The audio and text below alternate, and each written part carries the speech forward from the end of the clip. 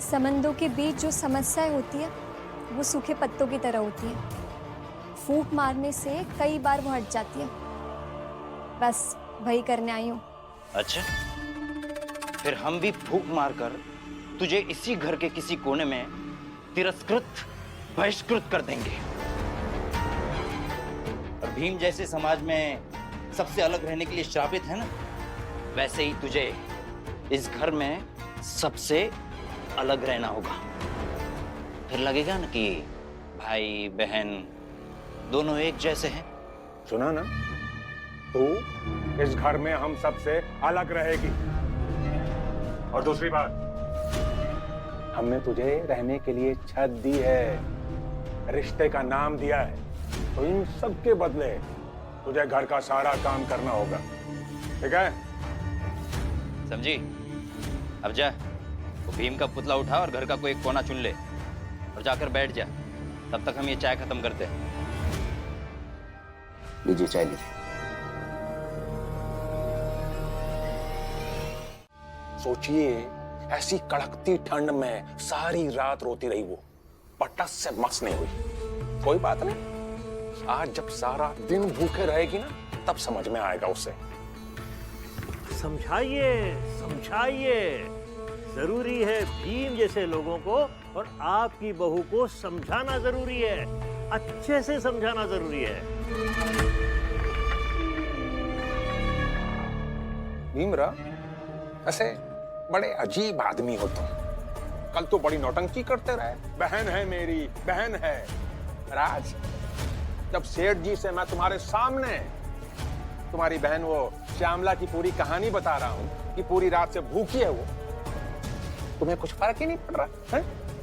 कैसे बेशर्मों की तरह अपना काम कर रहे हो। ये नहीं कि सोचे कि बहन है, भूखी प्यासी होगी तो कुछ करें, पर नहीं, ये सब इंसानियत का नाटक जो है ना, बस दिखाने के लिए है। बिल्कुल सच। ये तो हमदर्दी तब दिखाता है ना जब इसे दिखाना हो कि ये कितना महान आदमी है। हाँ। बाकी कोई खाना खाए या भूखा रहे, इसे कोई फर्क नहीं पड़ता है। सही सेठ जी, एकदम सही। दरअसल मैं यही देखने आया था कि जब मैं इसके सामने आपसे श्यामला की कहानी बताऊंगा ना, तो देखता हूं कि ये क्या करता है। और देखिए, इसे कुछ फर्क नहीं पड़ा, कुछ भी नहीं किया इसने, बस चुपचाप अपना काम कर रहा है। जो करना था मैंने कर लिया। शोभा काकी, मैं हमारे घर में श्यामला दीदी के लिए खाना नहीं बना पाऊंगी, नहीं तो बवाल हो जाएगा। हाँ, हम पहले से पूरन काका के लिए लड़ाई लड़ रहे हैं, अब हम दोनों एक और लड़ाई नहीं लड़ सकते। भीम, रमा, तुम दोनों चिंता मत करो, मैं खाना बना दूंगी। हाँ, और आपको जो लगेगा मैं दे दूंगी। कुछ नहीं लगेगा, और वैसे भी हम दो ही लोग तो हैं खाने वाले, थोड़े और राशन के खर्च से हम गरीब थोड़ी हो जाएंगे। मगर भीम, हम खाना खिलाएंगे कैसे उसे? भीम भैया, इसका उपाय बताइए ना। भूखी थोड़ी रहेगी मेरी बहन, खाना बनकर चला भी गया होगा।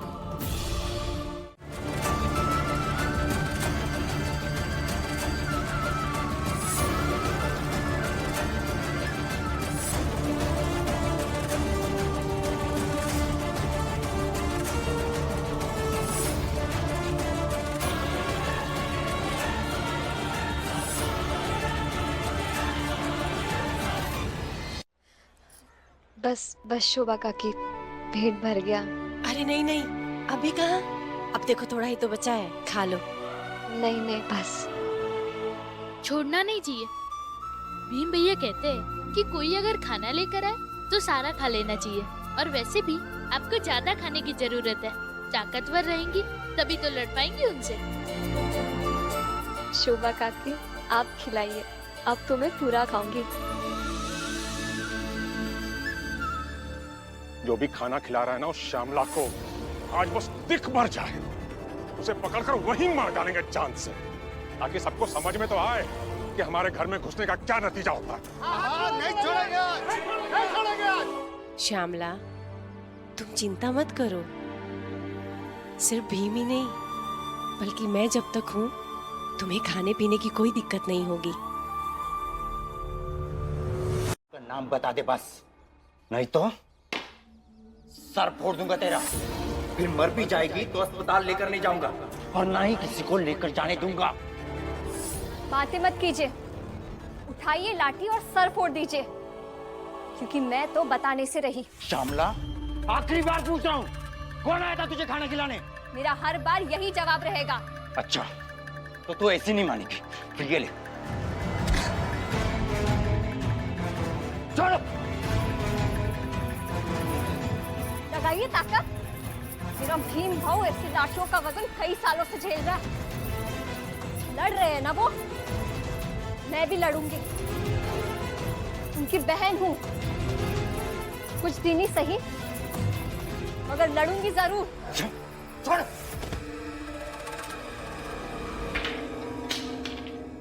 कैसी किस्मत थी मेरी कि मेरी जिंदगी में ये भीम की बहन आ गई। तुम्हारा ही रहता था तो अच्छा था। मैं रुकिए,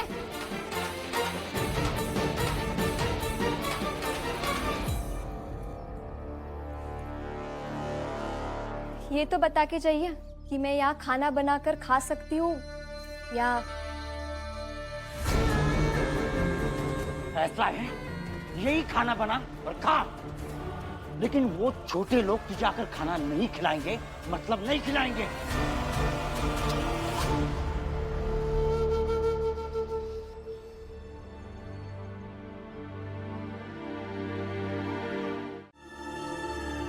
कुछ नहीं, हम दोनों घर के काम कर रहे हैं।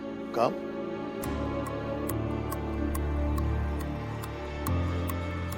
भीम बेटा, इतने साल हो गए, लेकिन इतने सालों में मैंने तुम दोनों को इतनी रात को कभी घर का काम करते हुए नहीं देखा। और फिर घर का कोई भी सदस्य इतनी रात को काम भी नहीं करता है ना, तो फिर तुम दोनों ही क्यों? बाबा, वो बस ऐसे ही। ऐसे ही? हाँ, ऐसे ही। अब घर में इतने सारे काम हैं तो हम दोनों कुछ काम कर रहे हैं। भीम बेटा, मैं तुम्हारा बाबा हूं, मैं तुम्हें अच्छी तरह से जानता हूं। जब कोई भी काम बेवक्त दिखाई दिया तो लगता है ना कुछ तो गड़बड़ है, जरूर कोई बात। बताओ बेटा, क्या बात है? भीम भैया, भीम भैया, वो शिशुपाल जी आपको स्टेशन जाने वाले रास्ते पर बुला रहे हैं।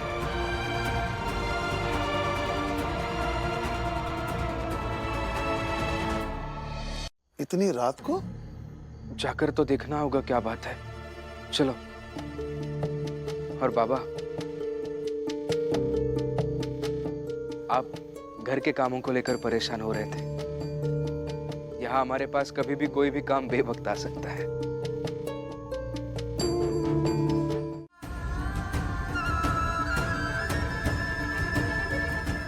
श्यामला, तुम इतनी ठंड में यहाँ क्यों खड़ी हो ऐसे? तुम्हारे पास चादर कंबल कुछ नहीं है क्या? भीमराव,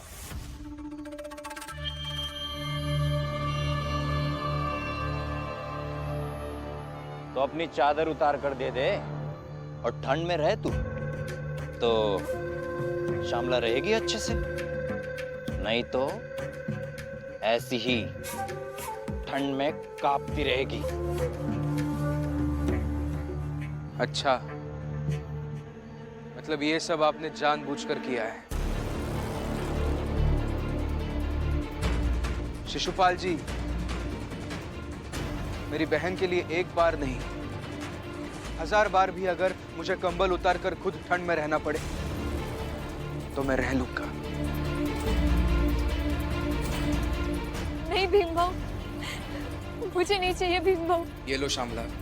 आप मेरे कारण क्यों ठंडी में रहोगे? अब मेरी बात ध्यान से सुनो। अपने घर जा। मैं एक रात बिना कंबल के रहूंगा तो कुछ फर्क नहीं पड़ेगा। जाओ श्यामला। चलिए बाबा। ए भीमराव,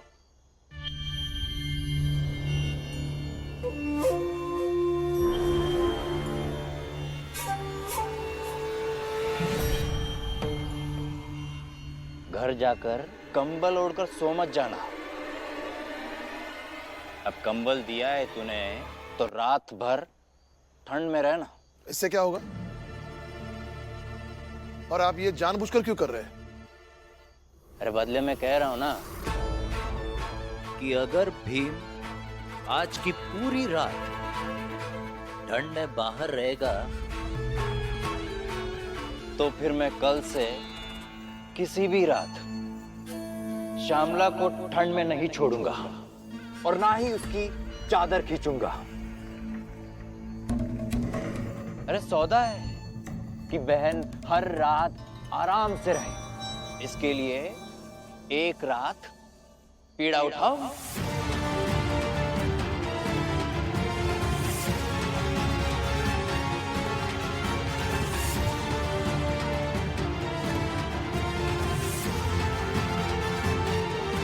घर के बाकी लोगों पर आने थे।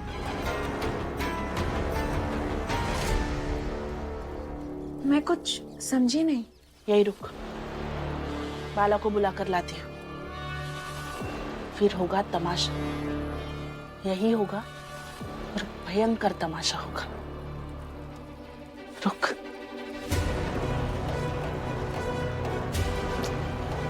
पता नहीं अब आई क्या करने वाली है। भारत रत्न डॉक्टर भीमराव अंबेडकर को कोटि कोटि नमन। ये कार्यक्रम डॉक्टर भीमराव अंबेडकर के जीवन पर आधारित है, जहां भारत की जनता के प्रति उनके योगदानों को पूरी सजगता से चित्रित और रेखांकित करने का प्रयास है। कार्यक्रम में दिखाई गई घटनाएं लब्ध प्रतिष्ठ पुस्तकों से ली गई हैं। इस कार्यक्रम के जरिए चैनल की ओर से एक विश्वसनीय, सजग और सकारात्मक प्रयास है कि डॉक्टर बाबा साहेब भीमराव अंबेडकर के जीवन की संघर्ष यात्रा एवं गौरव गाथा पूरे आदर के साथ घर घर पहुंचे और उनके योगदानों से सभी संपूर्णता में परिचित और आह्लादित हों। अरे सौदा है कि बहन हर रात आराम से रहे, इसके लिए एक रात पीड़ा उठाओ। ठीक है। भाऊ, इसकी क्या जरूरत है भाऊ? अरे चुप कर। देखते हैं ना कि ये भीमराव अपनी बहन की खुशी के लिए क्या करता है।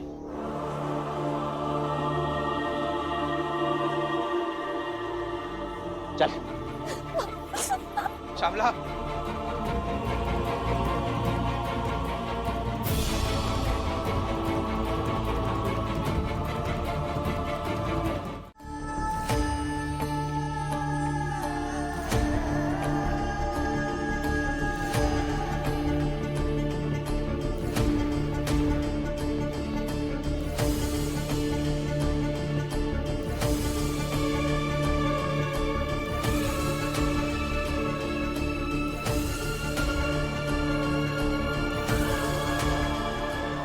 चलो, भीमराव इतना तो ईमानदार रहा कि उसने जो कहा वो किया।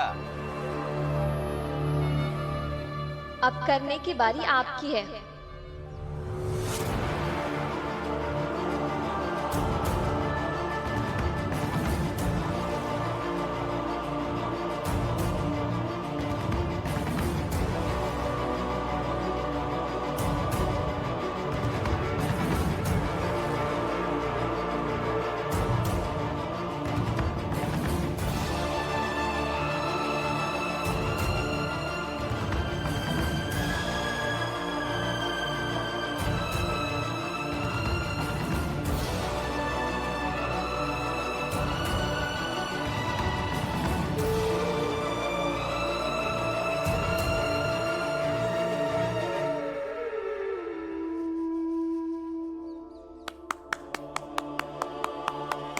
मैंने कभी नहीं देखा ऐसा समर्पण। किसी को रोज चद्दर मिल जाए और उसके लिए खुद रात भर ठंड में रह गया वो।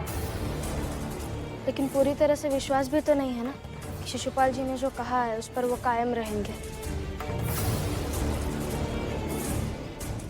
हाँ, तो शिशुपाल जी को भी मानना ही होगा। और मैं अपने भाई और भाभी के त्याग को ऐसे थोड़ी ना जाने दूंगी। हाँ शिशुपाल जी, अब आने वाली हर रात हम आपकी शर्त मानते नहीं रहेंगे। आपको भी अपनी बातें माननी होगी। हाँ ठीक है, समझ गए हम। ठंड नहीं लगने देंगे इसे। लेकिन अब ये साबित होना जरूरी है कि मेरे ससुर जी मेरे पति शिशुपाल जी के लिए कितना त्याग कर सकते हैं। क्योंकि कल रात मेरे ससुर जी कह रहे थे कि कौन सी बड़ी बात हो गई कि भीमराव ठंड में खड़ा है, मैं भी अपनी बेटे के लिए खड़ा हो सकता हूँ। तो अब मैं चाहती हूँ कि मेरे ससुर मेरे पति शिशुपाल जी के लिए वही त्याग करे जो मेरे मुंह बोले भाई ने मेरे लिए किया है।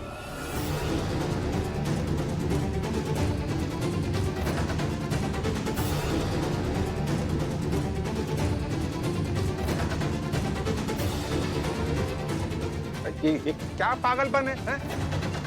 क्या बताऊं मैं तुम लोगों को कि मुझ पर क्या बीत रही। मेरी बहू उन छोटे लोगों के मोहल्ले में गई है, सोचिए। नहीं, ऐसा ही नहीं बोल रहा मैं, अभी देखिएगा आपके सामने आएगी वो उसी मोहल्ले से। बताइए, अब ऐसी लड़की को मैं क्यों झेलूं और कब तक झेलूं? और फिर ऐसी पत्नी को कोई कैसे रखे जिसे अपने पति और परिवार की कोई चिंता ही नहीं है? ऐसा नहीं है।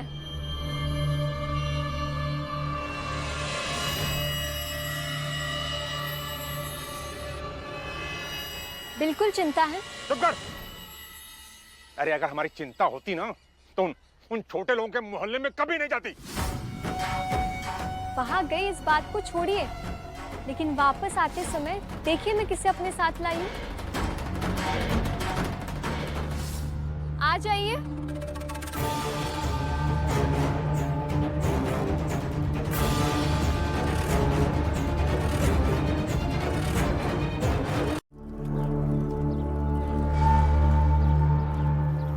मुझे तो समझ नहीं आ रहा है, आई ने क्यों कहा मैं दूध गर्म करती रहूं? क्या तमाशा होगा?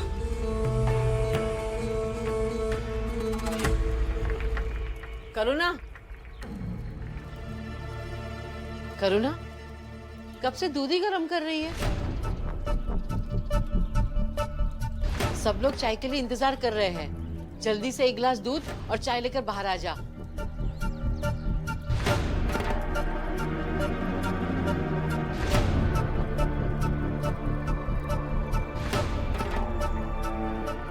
देखो, सुबह से बेचारी करुणा का हाथ दर्द कर रहा है।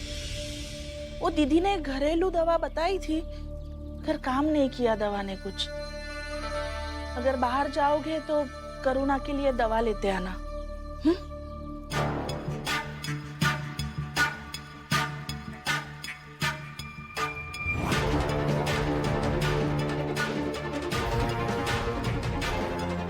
करुणा, क्या हुआ हाथ में?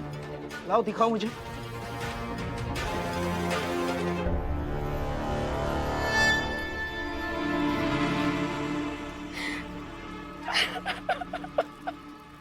अरे क्या हुआ? रो क्यों रही हो? हाथ दर्द कर रहा था, मगर फिर भी चाय बना रही थी ना, लेकिन सुनना नहीं है।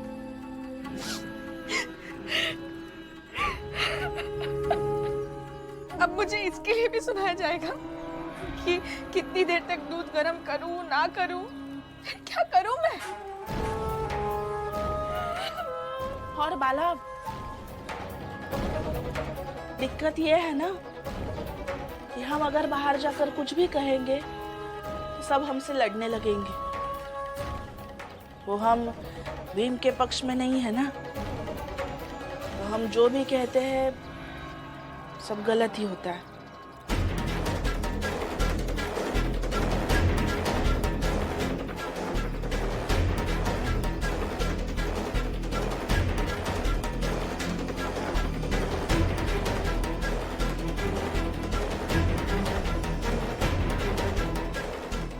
रुको बाला, कहाँ जा रहे हो? कहीं तुमने बाहर जाकर हमारा नाम ले लिया तो अलग नाटक हो जाएगा। अब जो होगा सो होगा। आज मुझे मत रोकिए आई।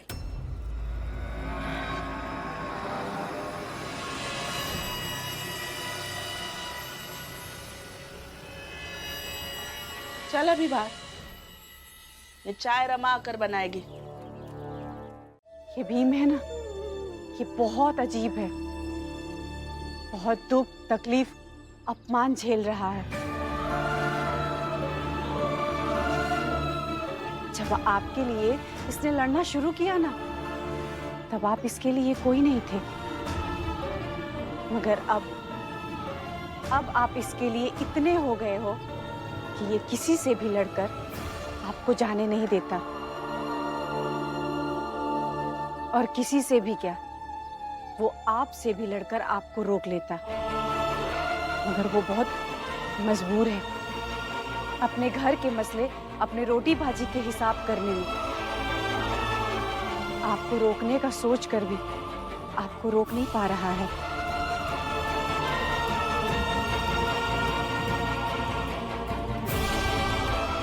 पता है आपको, आप तो यहाँ से चले जाएंगे, मगर भीम 4-5 दिन तक सोच सोच कर खाएगा, खाएगा भी कि नहीं खाएगा, कि आप जहाँ होंगे वहाँ खाए होंगे कि नहीं, आप जहाँ हैं वहाँ ठीक हैं कि नहीं।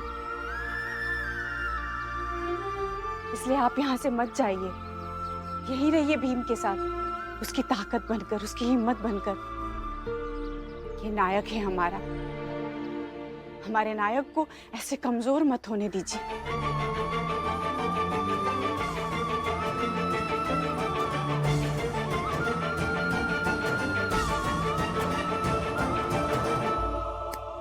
वाह शोभा वाह।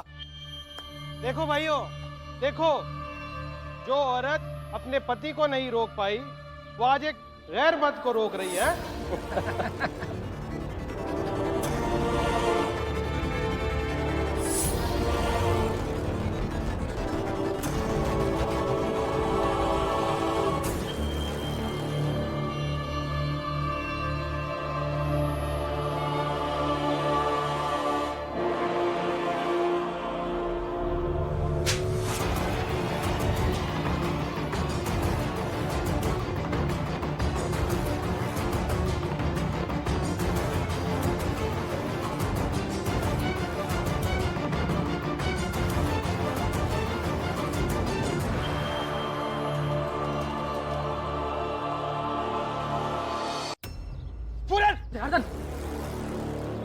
इतने सालों से साथ रह रहे हो ना उस औरत के, और इतना समझ में नहीं आया।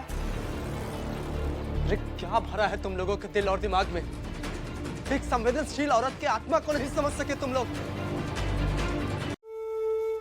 क्या हुआ, अब रो क्यों रहा है?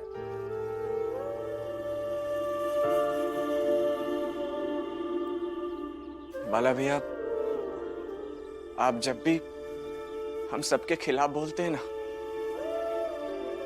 तो बहुत डर जाता हूं मैं। डर जाता हूं कि कहीं फिर से हम भाई अलग ना हो जाए। ना ही मैं आपकी तरह मजबूत हूं और ना ही भीम की तरह जुझारू। सच तो यही है बाला भैया कि मैं बहुत ही कमजोर हूं, और डॉक्टर भी यही कहते हैं, ये दुख तनाव झेलने के लायक नहीं हो। इसीलिए बाला भैया, अगर हम सब मिलकर रहेंगे तो शायद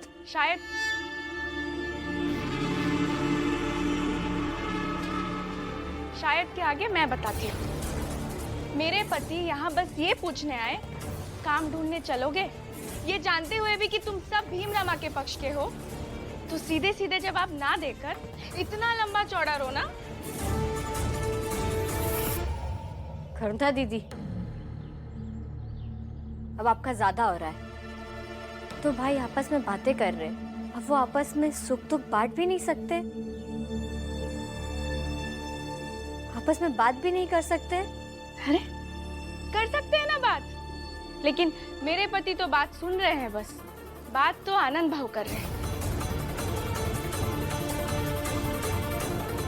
इसलिए अगर दुख ही बांटना है ना तो जरूरत नहीं है, क्योंकि आज तक मेरे पति के दुख के बारे में किसी ने पूछा क्या? करुणा, रहने दो।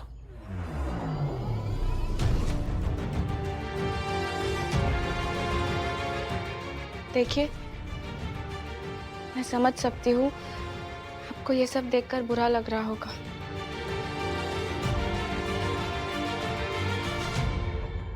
इसलिए आप जाइए काम ढूंढने। आनंद भाव को जाना होगा तो खुद ही चले जाएंगे।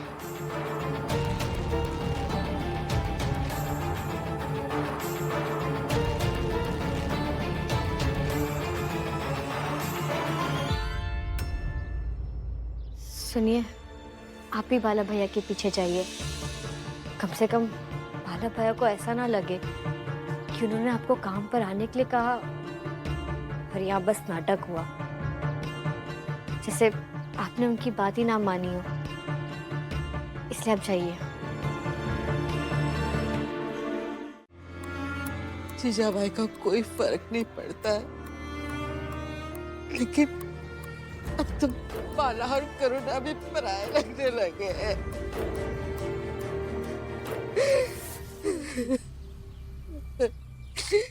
लेकिन मैं तो हूं ना, हाँ?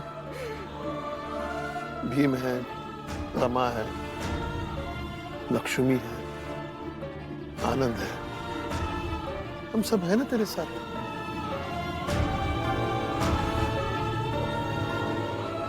या पूरा शरीर स्वस्थ रहता है, लेकिन एक छोटा सा जख्म इंसान को परेशान कर देता है। माफ कर दीजिए, मुझे इजाजत दे दीजिए और माफ कर दो। इस तरह आपको बीच रास्ते में छोड़कर जा रही हूँ।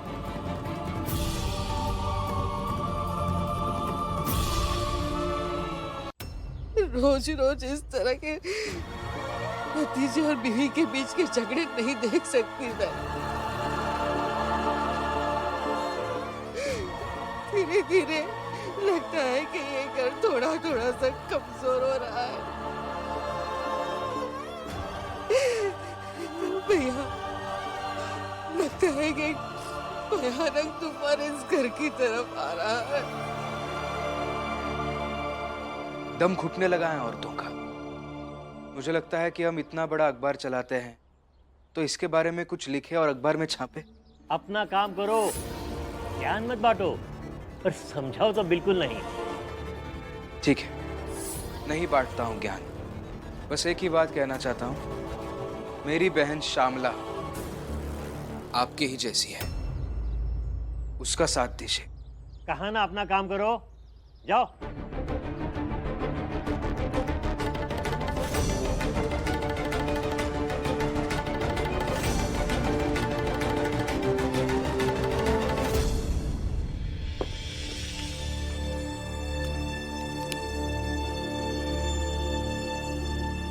लेकिन ये आपने गलत किया सर।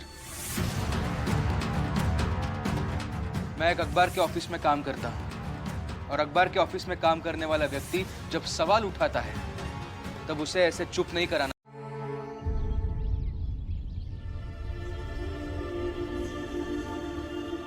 रमा, मेरी चप्पल नहीं, अंदर भी नहीं है।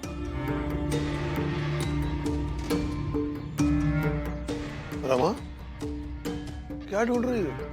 बाबा, वो मेरी चप्पल नहीं मिल रही है और मुझे काम पर जाने के लिए देरी हो रही है।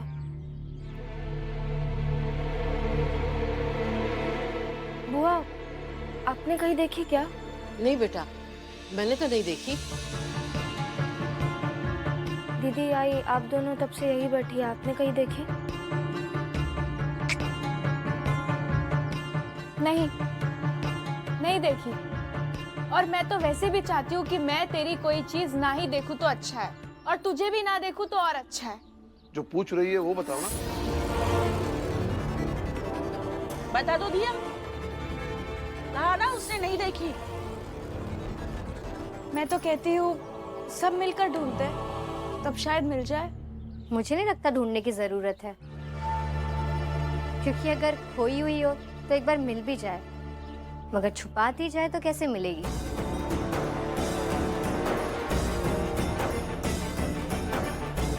लक्ष्मी, तू फिर से हम पर आरोप लगा रही है? नहीं नहीं, आरोप नहीं लगा रही हूँ, बस रमा का साथ दे रही हूँ। रमा, एक काम करते, आज हम दोनों बिना चप्पल के काम पर चलते। मैं भी चप्पल उतार देती हूँ। नहीं नहीं दीदी, मेरे कारण आप क्यों चप्पल उतारेंगे? नहीं, आप मत उतारिए। रमा, ये ले बेटा, मेरी चप्पल पहन के जा ले। नहीं नहीं बुआ, आप पहनिए, मिल जाएगी। रमा चलो ना, बचपन में तो हम बिना चप्पल के ही चले। आज हम दोनों देवरानी जेठानी सहेलियों की तरह काम पर बिना चप्पल की जाएंगी। और अगर इससे किसी को कुछ सीखना है तो सीख ले।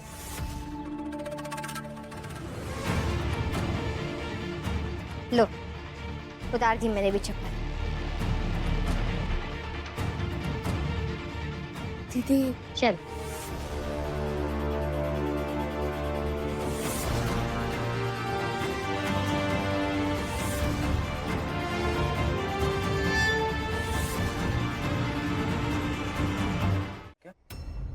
नहीं, कुछ नहीं। पैर दिखा, ऊपर करो। कहा तो कुछ नहीं हुआ। पैर ऊपर करो, ऊपर करो, नहीं तो मैं दूध नहीं पीऊंगा। ऊपर करो।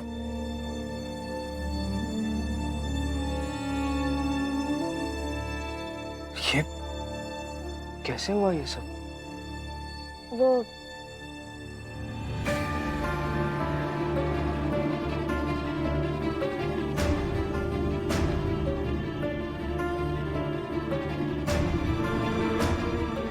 चप्पल कहाँ गई?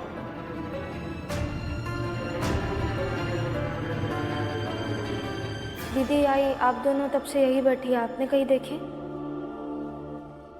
नहीं देखी, और मैं तो वैसे भी चाहती हूँ कि मैं तेरी कोई चीज ना ही देखूं तो अच्छा है। रमा, एक काम करते, आज हम दोनों बिना चप्पल के काम पर चलते। बचपन में तो हम बिना चप्पल के ही चले। आज हम दोनों देवरानी जेठानी सहेलियों की तरह काम पर बिना चप्पल की जाएंगी। तो बिना चप्पल की वजह से ये ऐसा होगा। क्या जरूरत थी रमा ये सब करने की? तुम भी ना।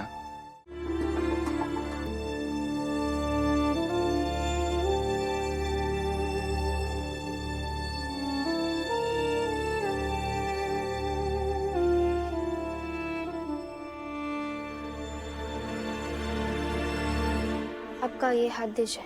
क्यों? आप भी सुबह से काम कर रहे हैं, आपका भी हाथ दर्द कर रहा होगा ना, दीजिए। अरे इसकी क्या जरूरत है रमा? जरूरत है, नहीं दीजिए, हाथ दीजिए।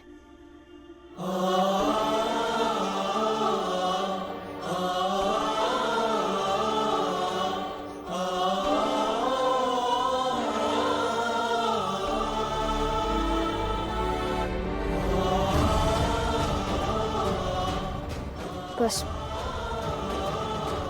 अब सुबह ही पता चलेगा कि श्यामला दीदी वो परीक्षा जीत गई या हार गई। इसलिए मैं भी सुबह का ही इंतजार कर रहा हूँ।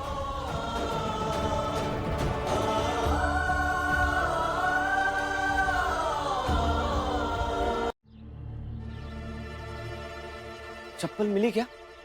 नहीं। नहीं। या तो करुणा दीदी ने एक चप्पल के छुपा दी होगी, तो कैसे मिलेगी? अरे सवेरे सवेरे झूठा इल्जाम लगाए से बचो। मतलब भीमराव, ये ठीक बात है का कि तुम्हारी जिंदगी में कुछ भी बुरा हो, कुछ भी मर्जी के खिलाफ हो, उनकी जिम्मेदार का जीजाबाई या करुणा होंगी? फुलिया ताई, आपको ऐसा नहीं लगता है कि सुबह सुबह दूसरों की जिंदगी में ऐसे घुस जाना ये अच्छा नहीं होता है? तुमसे मतलब? जैसे आपको इनसे मतलब है ना, वैसे ही मुझे भी इनसे मतलब है। और जब हम सब चाल वाले तुम्हारे भीमराव के करतूत के कारण जो समस्या उत्पन्न होता है, ओके झेलत हैं, और ओकरे बाद भीमराव के ऊपर आरोप लगावत हैं, तब तो तुम्हें, तुम्हारे नंदू भैया, तुम्हारे नैके भैया पूरन, तुम्हारा लड़का दीपक, सब जने को मिर्ची लगता है, भयंकर बुरा लगता है। लेकिन जब ये लोग बिना कारण, बिना सबूत के जीजाबाई और करुणा को दोषी ठहरा रहे हैं, उन लोग को ये बात पता चली तो उन्हें बुरा नहीं लगेगा का?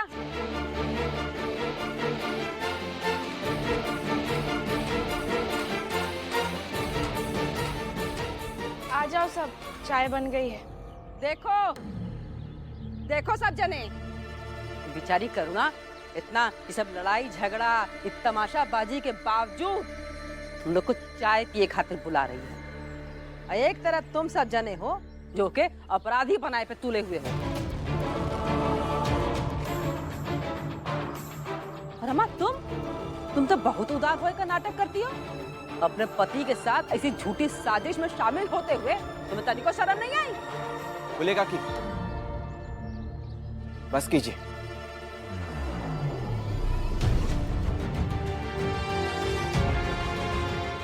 भीम, रमा, चलो चलकर चाय पी लो।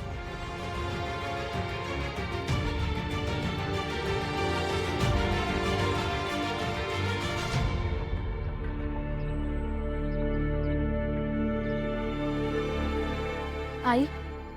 समाज में ऐसे बहुत से लोग होते हैं जो अपने लाभ और हानि के हिसाब से किसी को सही और गलत मानते हैं। गुलिया उन्हीं में से। ये लो, बाहर गया था, मैंने खाया तो सोचा तुम दोनों के लिए लेते चलो। मगर हमारे लिए क्यों लेकर आए? भाई हूं, इतना हक तो बनता है ना। जाओ थोड़ा प्लेट में निकाल के ले आओ।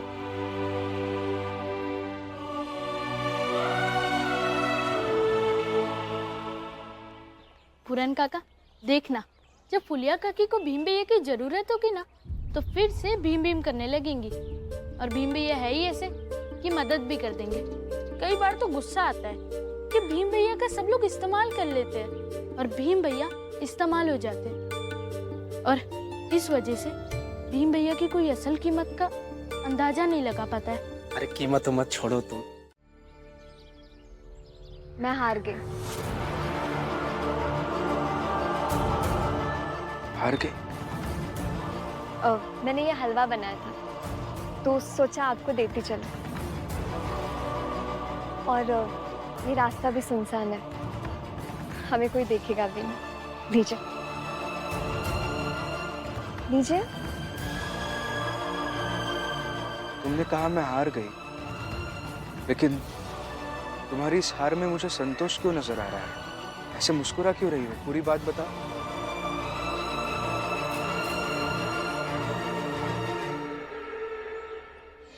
क्योंकि जब मेघनाथ जी ने कहा कि वो शिशुपाल के लिए ठंड में खड़े रह सकते हैं,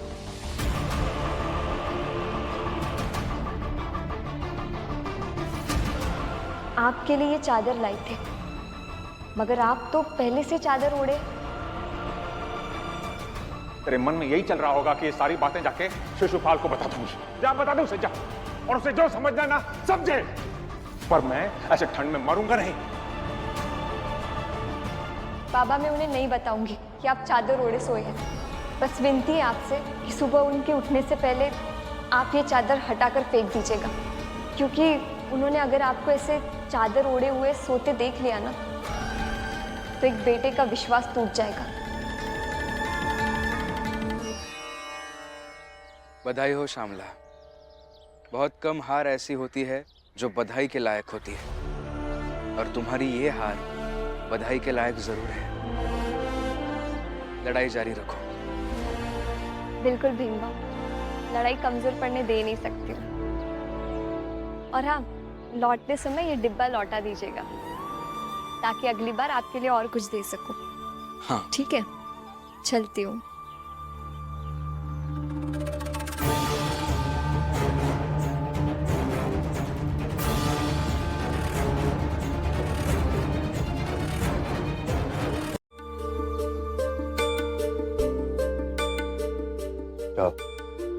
हाँ भाई बताओ। हाँ ये लो। संतोष जी।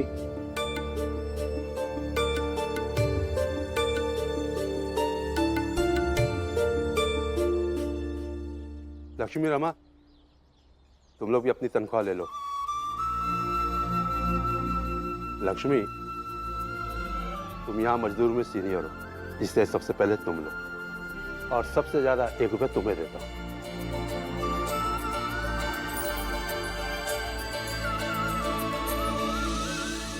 रमा, तुम भी आओ। तुमने जितने दिन काम किए थे उतने पैसे। करुणा आओ।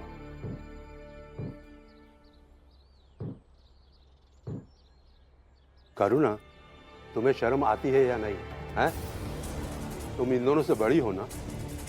रमा भीमराव की बीवी है तो उसकी बात अलग है, लेकिन लक्ष्मी से ज्यादा छोटी तुम लगती हो। तुम्हें जितने पैसे मिल रहे हैं ना, उससे कहीं ज्यादा उसे मिल रहे हैं। तुम्हें अजीब नहीं लगता? ईर्ष्या नहीं होती है? ये लो,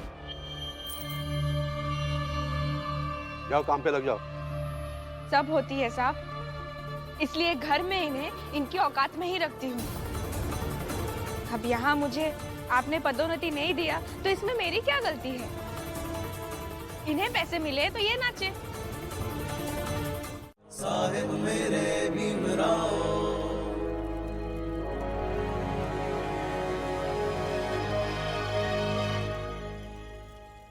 ये लो, इसमें कई तरह की सब्जियां हैं। तुम्हारी पसंद का अंदाजा नहीं था, इसलिए सारी सब्जियां थोड़ी थोड़ी लेकर आया हूं।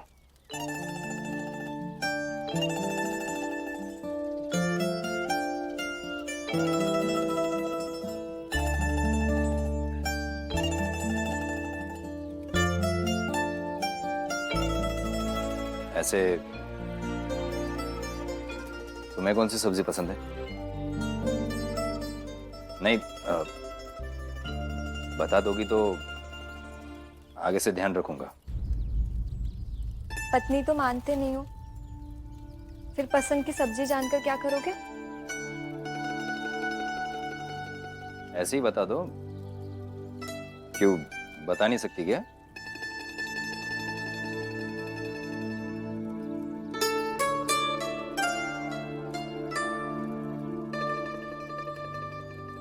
अच्छा ठीक है, मत बताओ। गलती कर दी मैंने पूछकर। लाठी उठाता हूं तो गलती कर देता हूं। कौन सी सब्जी पसंद है ये पूछ लिया तो गलत कर देता हूं।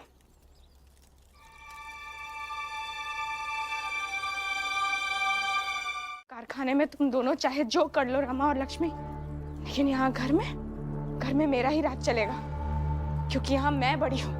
यहाँ की मालकिन मैं ही रहूंगी, चाहे जो कर लो तुम दोनों। जल्दी आ गई तू? जब मन विचलित हो तो एकांती खोजता है, इसीलिए आ गई जल्दी। क्या हुआ करुणा? आज पगार मिली थी आई, और लक्ष्मी को मुझसे ज्यादा पैसे दिए उस मैनेजर के बच्चे ने, जबकि मैंने और लक्ष्मी ने दोनों ने एक ही दिन से काम शुरू किया। यही नहीं, उसने मुझे अपमानित भी किया, मेरा मजाक भी उड़ाया कि तुम बड़ी हो मगर लक्ष्मी तुमसे ज्यादा पैसे कमा रही है। ऐसा क्यों किया उसने? क्या पता, उसका रूप भा गया होगा उसको, और क्या। छी छी छी।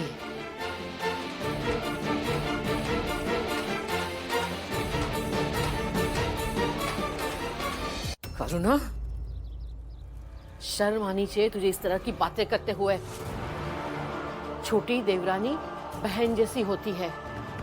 ईर्ष्या और द्वेष में इतनी भी अंधी मत हो जा कि अपनी इज्जत, अपने सम्मान पर कीचड़ उछालने लगे।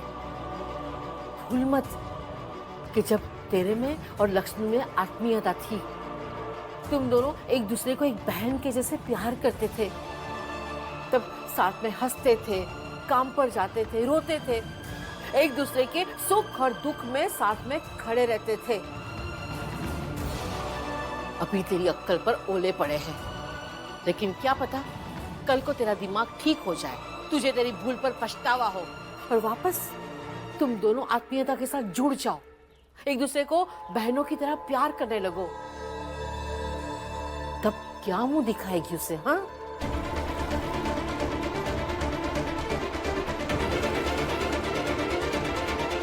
कराएंगे, तनख्वाह मिली है, थोड़ा मजा तो करेंगे ना। जीजाबाई, वो दोनों खा पी कर नहीं आएंगे। हम उन दोनों को बराबर जानते हैं। नहीं बुआ, आप गलत जानती है उन दोनों को। मैं कह रही हूँ ना, वो दोनों खा पी कर ही आएंगे।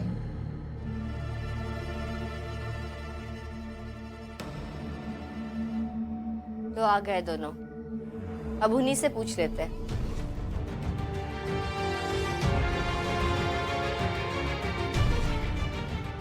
भीम, तुम दोनों खा पी कर आए हो? हाँ भीम, बताओ ना, यहाँ हम सब जानना चाहते हैं। क्या कहेगा ये? दोनों खा पी कर ही आए हैं, और अगर खा पी कर नहीं आए होते तो भीम ना सही, लेकिन ये तो कूद कूद कर कहती। इल्जाम लगाने की जरूरत नहीं है।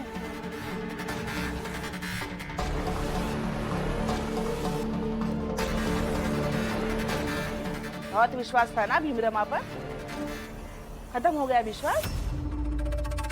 भीम, तुमसे ये उम्मीद नहीं थी। तुम्हें और तुम्हारी पत्नी को तनख्वाह मिलेगी तो तुम दोनों पति पत्नी मिलकर खाओगे पियोगे, वो भी किसी को बिना बताए। और यहाँ सब लोग तुम्हारा इंतजार कर रहे हैं। गलत है, बिल्कुल गलत।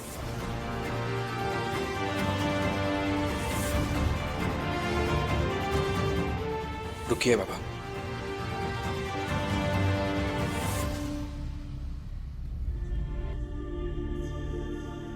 भीम, मेरा हाथ छोड़ दो। नहीं छोड़ूंगा। क्यों?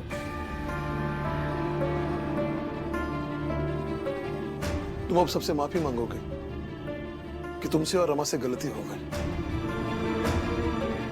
देखो बेटा, अपने पत्नी के साथ घूमना कोई गलत बात नहीं है, लेकिन इसके कारण परिवार के अन्य लोगों को लग रहा है कि तुमने गलत किया।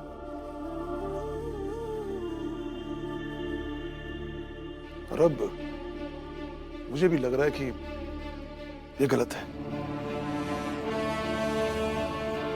हाँ, शायद मैं भी गलत हो सकता हूं, मेरा अनुमान चूक सकता है। बाबा, मैंने आपको इसीलिए रोका ताकि आपको बता दूं हमें इतनी देर क्यों हुई, हम कहाँ थे, क्या कर रहे थे।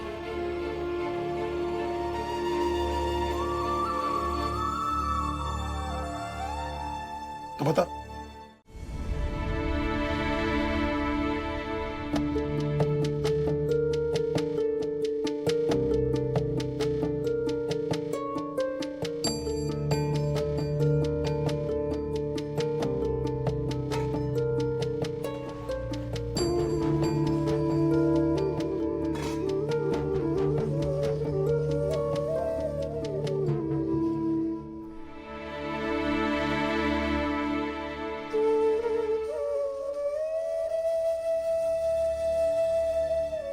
सब्जी कम क्यों लिए?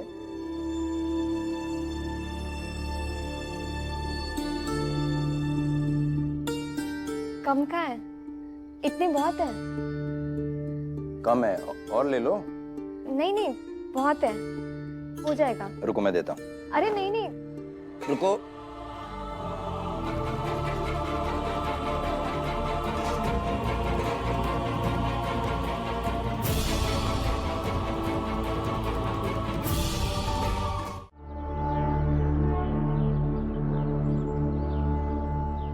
और पूरन, मुफ्त की चाय तो गजब स्वाद वाली लग रही होगी। शुरू हो गए सुबह सुबह। जनार्दन बाबू, यहाँ बैठिए ना, बैठिए ना, फिर आपको बताऊं कि चाय कितनी मीठी है। बोलो, क्या बोलना है? कितने साल के हो जनार्दन बाबू? 37 का। 37? मतलब 30-40 साल और जियोगे, उसके बाद खत्म, मर जाओगे, फिर किसी से नहीं मिलोगे, न मुझसे न दुनिया से। इसलिए कहता हूं थोड़ा अच्छे से रहो। ये जो यहाँ इतना विष लिए टहलते हो ना, यहाँ अगर थोड़ा प्रेम भर लोगे तो जिंदगी खुशहाल हो जाएगी। और ये जो चेहरे पर इतना विषाद है ना, ये थोड़ा चमकने लगेगा। वो क्या है ना पूरन, इस चाल में दो चमकते हुए व्यक्ति अच्छे नहीं लगते, इसलिए तुम चमको, मुझे नहीं चमकना। जनार्दन बाबू, दूसरों के पैसे से जीना रहना हो तो सब चमकता ही है।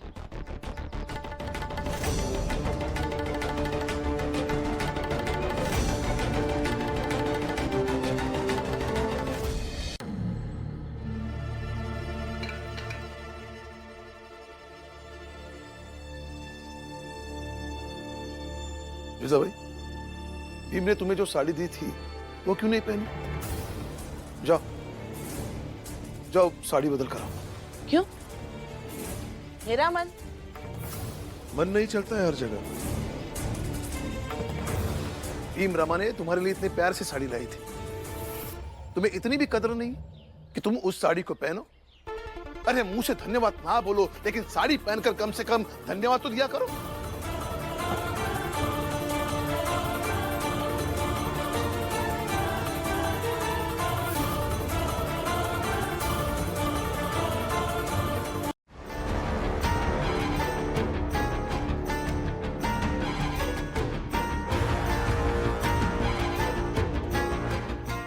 मैं बताता हूं तुझे कि हमसे कैसे लड़ना है। मना किया था तुझे कि इस भीमराव से मत मिलना, पर नहीं मानी तू।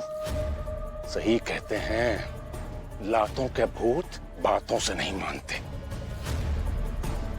अरे हो मोहल्ले वालों, जो भी मेरी आवाज सुन रहे हैं, बाहर आओ जल्दी। अरे आइए, बाहर आइए। नमस्कार मेघनाथ जी। नमस्कार नमस्कार नमस्कार, आइए आइए। आप सबको कुछ दिखाना है मुझे। रे, लाठी दे रे। चले, लाठी पकड़। ले लाठी पकड़। अब इसी लाठी से 10 लाठी मार श्यामला को, ताकि ये दोबारा घर से बाहर जाने की हिम्मत ना करे कभी।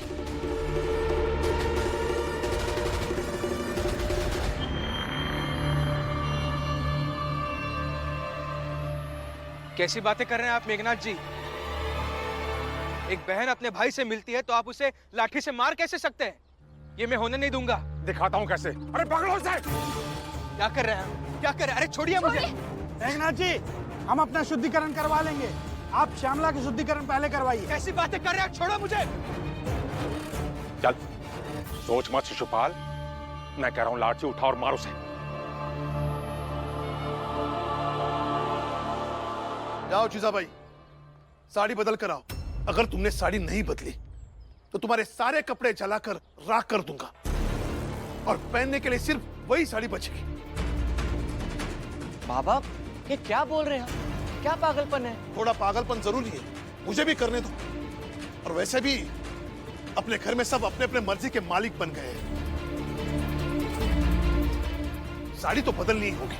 मैंने कहा ना एक बार, मैं अंदर भी नहीं जाऊंगी और साड़ी भी नहीं बदलूंगी, चाहे जला दीजिए।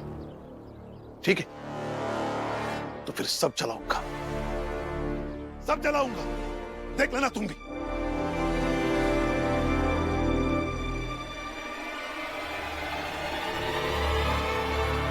अरे उठा लाठी, आगे बढ़ो, मार। बाबा,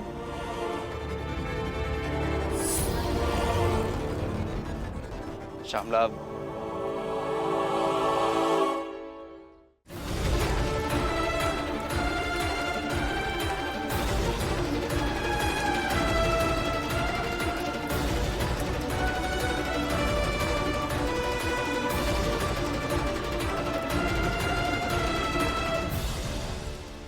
पापा लीजिए, ये भी कपड़े जला दीजिए, ताकि आई को ऐसा ना लगे कि आप सिर्फ उनके ही कपड़े जला रहे हैं।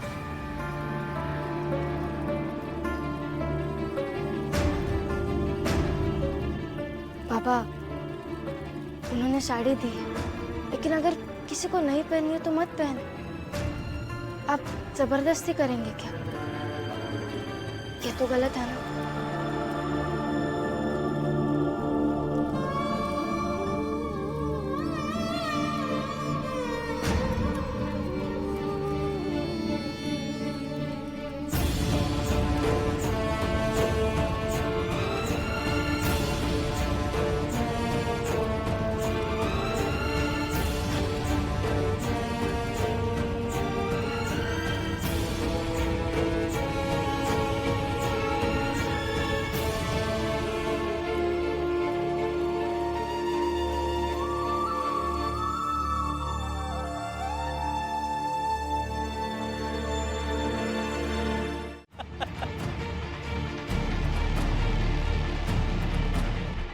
लगता है पत्नी से डर गए, क्यों राम जी? हैं? राम जी, अंदर तो बड़े शेर बन के गए थे, फिर ऐसा क्या हुआ अंदर? हैं?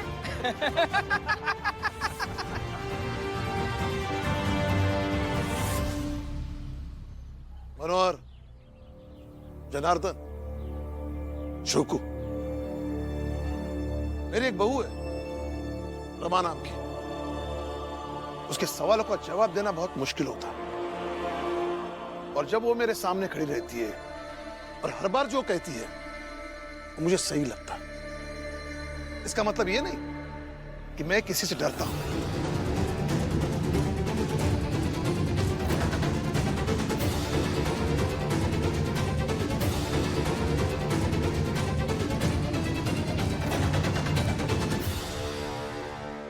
सही में रमा रमा है।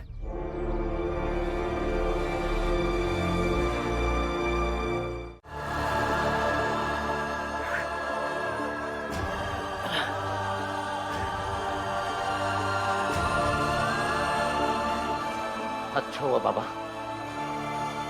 ये लाठी टूट गई, इसलिए नहीं कि अब आप मार नहीं पाएंगे, बल्कि इसलिए कि इस लाठी ने ही मुझे बिगाड़ा था। इस लाठी के साथ आज बहुत कुछ टूटा है बाबा। तो सबसे बड़ी चीज, वो दीवार टूट गई तो मुझे स्वीकारने नहीं दे रही थी। श्यामला को अपनी